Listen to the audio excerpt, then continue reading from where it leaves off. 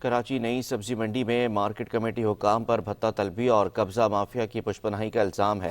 Anti corruption نے تحقیقات شروع کر دی ہیں۔ ایڈمنسٹریٹر مارکیٹ کمیٹی حیدرآباد 24 فروری کو طلب کر لیے گئے۔ مزید تفصیلات جانتے ہیں ہمارے نمائندے شکیل نائچ سے۔ شکیل نائچ، بتائیے گا کیا اپڈیٹس ہیں آپ کے پاس اس حوالے سے؟ جی، نئی سبزی منڈی کراچی کی انتظامیہ نے کچھ لوگوں سے جن کی وہاں دکانیں ہیں ان کو دکانوں کا قبضہ لینے یا اپنا کاروبار شروع کرنے کے لیے باقاعدہ بھتہ مانگ لیا ہے۔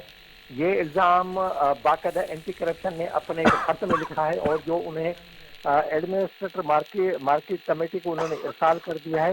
انہوں نے اس میں کہا ہے کہ لوگوں نے شکایت کی ہے کہ جو بھتہ نہیں دیتے تو ان کی دکانوں پر قبضہ مافیا سے قبضہ کرایا جاتا ہے اور مارکیٹ کمیٹی باقاعدہ اس کی حمایت کرتی ہے اور قبضہ مافیا کی حمایت یافتہ بن جاتی ہے۔